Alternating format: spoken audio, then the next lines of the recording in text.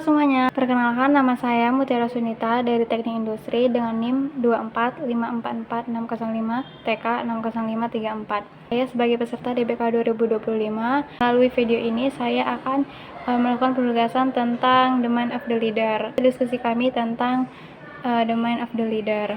Jadi ada studi kasus tentang mahasiswa tingkat akhir yang merasakan tekanan besar dalam menghadapi tugas-tugas akademik.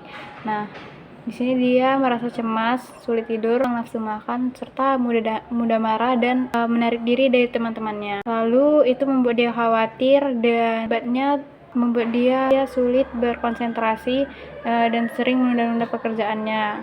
Lalu ada teman yang menyarankan bahwa mahasiswa tadi ini melakukan terapi mindfulness. Nah, supaya dia ini bisa mengatasi stres dan kecemasannya ini. Lama-kelamaan dia menerapkan prinsip mindfulness ini dalam kehidupan sehari-hari. Nah, setelah beberapa minggu, mahasiswa ini lebih pede dan termotivasi untuk menyelesaikan tugas akademiknya ini. Nah, dia berhasil mengatasi pikiran-pikiran negatifnya ini. Pertanyaan yang pertama, bagaimana sih mindfulness ini bisa membantu mahasiswa tadi mengatasi masalahnya? Nah, awalnya mahasiswa ini ragu, tapi dia mencoba untuk melakukan terapi ini. Nah, perlahan dia ini merasa lebih tenang. Yang pertama, mindfulness ini memberikan jeda waktu untuk kita untuk beristirahat dan refleksi. Dengan mindfulness ini kita jadi bisa mengistirahatkan tubuh kita, menyesuaikan pikiran kita. Terus juga mindfulness ini supaya kita tuh bisa lebih enjoy, merilis hormon stres kita. Jadi menjalani hidup kita dengan tidak terburu-buru, let it flow gitu. Pertanyaan kedua, apa saja tantangan yang mungkin dihadapi mahasiswa tersebut saat berlatih mindfulness? Nah, mindfulness ini kan kayak terapi gitu. Nah, pastinya kita kalau misalnya menunggu hasil itu, yang pertama kita mungkin ada ketidaksabaran karena kita pengennya hasilnya itu cepat. Terus mungkin dia sulit untuk konsisten dalam melakukan mindfulness ini. Lalu dia mungkin sulit mengendalikan pikiran-pikirannya yang cemas tadi.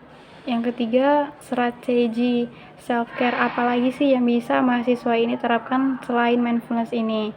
Selain mindfulness, ya pasti kita bisa beristirahat yang cukup 8 jam sehari. Dan sebaiknya istirahat itu sebelum jam 11 agar tubuh kita bisa bekerja dengan baik. Kedua, dia bisa makan makanan yang bernutrisi, yang seimbang, yang bergizi. Lalu mungkin dia bisa melakukan curhat ya kepada orang-orang yang menurut dia dekat dan menurut dia bisa menjadi pendengar yang baik. Yang keempat adalah bagaimana sih peran pihak UNIF dalam menyediakan dukungan terkait self-care dan mindfulness bagi mahasiswa.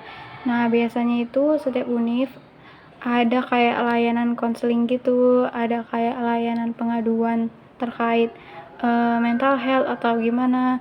Terus UNIF bisa memberikan fasilitas seperti ruangan untuk bermeditasi.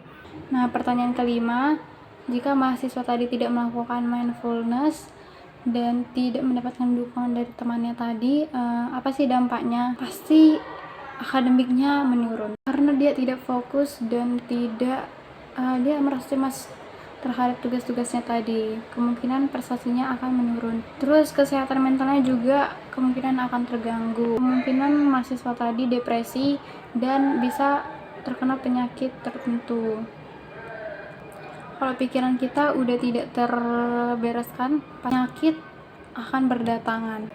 Demikian video yang bisa saya buat tentang Mind of the Leader, hasil diskusi kami.